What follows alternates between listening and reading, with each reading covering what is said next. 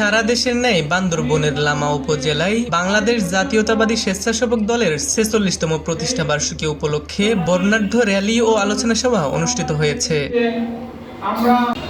২০ August বৃহস্পতিবার দুপুরে লামা উপজেলা জাতীয়তাবাদী স্বেচ্ছাসেবক দলের উদ্যোগে প্রতিষ্ঠা বার্ষিকীর কর্মসূচি পালিত হয়। এ উপলক্ষে লামা উপজেলা পরিষদ চত্বর হতে একটি বর্ণাঢ্য র্যালির আয়োজন করে জাতীয়তাবাদী স্বেচ্ছাসেবক দল। র্যালিটি লামা পৌর শহরের প্রধান সড়ক সহ বিভিন্ন অলিগলি প্রদক্ষিণ করে লামা বাজারস্থ জেলা পরিষদ গেস্ট হাউস প্রাঙ্গণে গিয়ে শেষ হয়।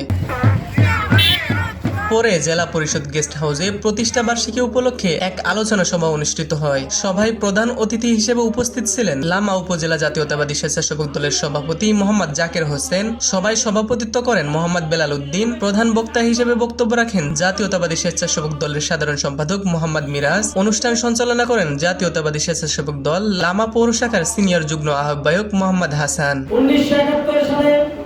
আলোচনা সভায় বিশেষ অতিথি হিসেবে বক্তব্য রাখেন লামা উপজেলা কৃষক দলের সভাপতি মোহাম্মদ ইব্রাহিম, উপজেলা যুব দলের সাধারণ সম্পাদক মোহাম্মদ সিরাজ, কৃষক দলের সদস্য সচিব আমির হোসেন, জাতীয়তাবাদী মহিলা দলের সভানেত্রী জোসনা বেগম প্রমুখ।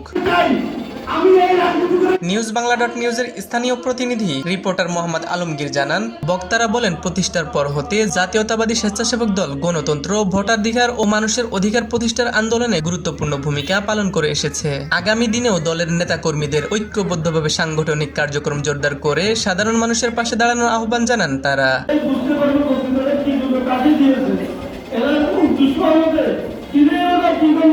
এ সময় জাতীয়তাবাদী স্বেচ্ছাসেবক দল, যুব দল, কৃষক দল ও মহিলা দলের বিভিন্ন পর্যায়ের নেতাকর্মীরাও উপস্থিত ছিলেন।